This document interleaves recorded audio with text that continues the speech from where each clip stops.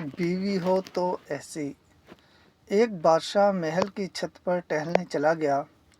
ٹہلتے ٹہلتے اس کی نظر محل کے نزدیک گھر کی کسی چھت پر پڑی، جس پر ایک بہت خوبصورت عورت کپڑے سکھا رہی تھی۔ بادشاہ نے اپنی ایک باندی کو بلا کر پوچھا، کس کی بیوی ہے یہ؟ باندی نے کہا، بادشاہ سلامت، یہ آپ کے غلام فیروز کی بیوی ہے۔ بادشاہ نیچے اترا۔ بادشاہ پر اس عورت کے حسن و جمال کا سحر سا چھا گیا تھا۔ اس نے فیروز کو بلایا۔ فیروز حاضر ہوا تو بادشاہ نے کہا، فیروز، ہمارا ایک کام ہے۔ ہمارا یہ خط فلاں ملک کے بادشاہ کو دے آؤ اور اس کا جواب بھی ان سے لے آنا۔ فیروز اس خط کو لے کر گھر واپس آ گیا۔ خط کو اپنے تکیے کے نیچے رکھ دیا، سفر کا سامان تیار کیا، رات گھر میں گزاری اور صبح منزل مقصود پر روانہ ہو گیا۔ اس بات سے لا علم کہ بادشاہ نے اس کے ساتھ کیا چال چلی ہے۔ ادھر فیروز جیسے ہی نظروں سے اوجھل ہوا، بادشاہ چپکے سے فیروز کے گھر پہنچا اور آہستہ سے فیروز کے گھر کا دروازہ کھٹکھٹایا۔ فیروز کی بیوی نے پوچھا، کون ہے؟ بادشاہ نے کہا، میں بادشاہ ہوں، تمہارے شوہر کا مالک۔ تو اس نے دروازہ کھولا۔ بادشاہ اندر آ کر بیٹھ گیا۔ فیروز کی بیوی نے حیران ہو کر کہا، آج بادشاہ سلامت یہاں ہمارے غریب خانے میں؟ بادشاہ نے کہا، میں یہاں مہمان بن کر آیا ہوں۔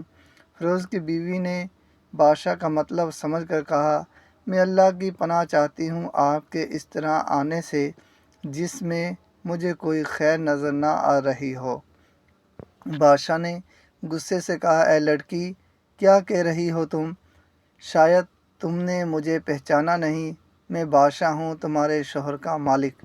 فیروز کی بیوی نے کہا، بادشاہ سلامت، میں جانتی ہوں کہ آپ ہی بادشاہ ہیں، لیکن بزرگ کہہ گئے ہیں، شیر کو اگرچہ جتنی بھی تیز بھوک لگی ہو لیکن وہ مردار تو نہیں کھانا شروع کر دیتا۔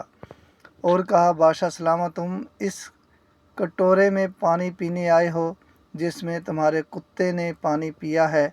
بادشاہ اس عورت کی باتوں سے بہت شرمسار ہوا اور اس کو چھوڑ کر واپس چلا گیا، لیکن اپنی چپل وہیں بھول گیا۔ یہ سب تو بادشاہ کی طرف سے ہوا۔ اب فیروز کو آدھے راستے میں یاد آیا، جو خط بادشاہ نے اسے دیا تھا وہ تو گھر پر ہی چھوڑ آیا ہوں۔ اس نے گھوڑے کو تیزی سے واپس موڑا اور اپنے گھر کی طرف لپکا۔ فیروز اپنے گھر پہنچا تو تکیے کے نیچے سے خط نکالا۔ خط نکالتے وقت اس کی نظر پلنگ کے نیچے پڑے بادشاہ کے نعال پر پڑی۔ وہ جلدی میں بھول گیا تھا۔ فیروز کا سر چکرا کر رہ گیا اور وہ سمجھ گیا کہ بادشاہ نے اس کو سفر پر صرف اس لیے بھیجا تھا تاکہ وہ اپنا مطلب پورا کر سکے۔ فیروز کسی کو کچھ بتائے بغیر چپ چاپ گھر سے نکلا۔ خط لے کر وہ چل پڑا اور کام ختم کرنے کے بعد بادشاہ کے پاس واپس آیا تو بادشاہ نے انعام کے طور پر اسے 100 دینار دیے۔ فیروز دینار لے کر بازار گیا اور عورتوں کے استعمال کے قیمتی کپڑے اور کچھ تحائف بھی خرید دیے۔ گھر پہنچ کر بیوی کو سلام کیا اور کہا، چلو تمہارے میکے چلتے ہیں۔ بیوی نے پوچھا، یہ کیا ہے؟ کہا، بادشاہ نے انعام دیا ہے اور میں چاہتا ہوں کہ یہ پہن کر اپنے گھر والوں کو بھی دکھاؤ۔ بیوی، جیسے آپ چاہیں۔ بیوی تیار ہوئی اور اپنے والدین کے گھر اپنے شوہر کے ساتھ روانہ ہوئی۔ داماد اور بیٹی ان کے لائے گئے تحائف کو دیکھ کر وہ لوگ بہت خوش ہوئے۔ فیروز بیوی کو چھوڑ کر واپس آ گیا اور 1 مہینہ گزرنے کے باوجود نہ بیوی کا پوچھا اور نہ اس کو واپس بلایا۔ پھر کچھ دن بعد اس کے سالے اس سے ملنے آئے اور اس سے پوچھا، فیروز، آپ ہمیں ہماری بہن سے غصے اور ناراضگی کی وجہ بتائیں یا پھر ہم آپ کو قاضی کے سامنے پیش کر دیں۔ تو اس نے کہا، اگر تم چاہو تو کر لو، لیکن میرے ذمے اس کا ایسا کوئی حق باقی نہیں جو میں نے ادا نہ کیا ہو۔ وہ لوگ اپنا کیس قاضی کے پاس لے گئے تو قاضی نے فیروز کو بلایا۔ قاضی اس وقت بادشاہ کے پاس بیٹھا ہوا تھا۔ لڑکی کے بھائیوں نے کہا، اللہ بادشاہ سلامت اور قاضی القضاء کو قائم و دائم رکھے۔ قاضی صاحب، ہم نے ایک سرسبز باغ، درخت، پھلوں سے بھرے ہوئے اور ساتھ میں میٹھے پانی کا کنواں اس شخص کے حوالے کیا تھا، تو اس شخص نے ہمارا باغ اجاڑ دیا، سارے پھل کھا لیے، درخت کاٹ لیے اور کنویں کو خراب کر کے بند کر دیا۔ قاضی فیروز کی طرف متوجہ ہو کر پوچھا، ہاں تو لڑکے تم کیا کہتے ہو اس بارے میں؟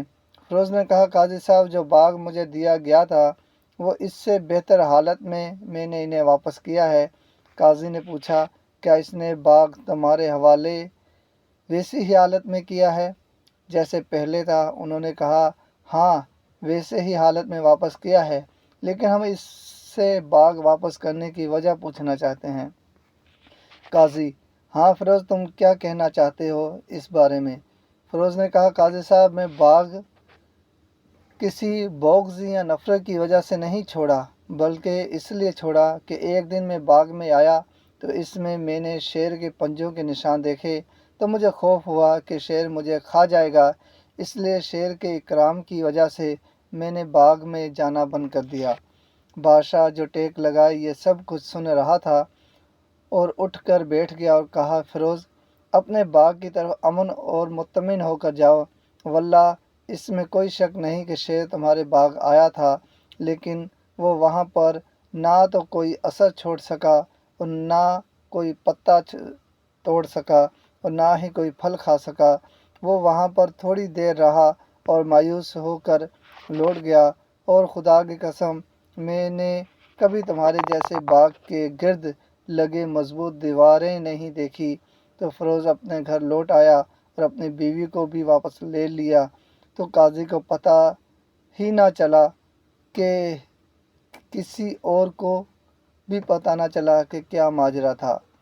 کیا خوب بہتر ہے اپنے اہل و عیال کے راز چھپانا تاکہ لوگوں کو پتہ نہ چلے۔ اپنے گھروں کے بھید کسی پر ظاہر نہ ہونے دو۔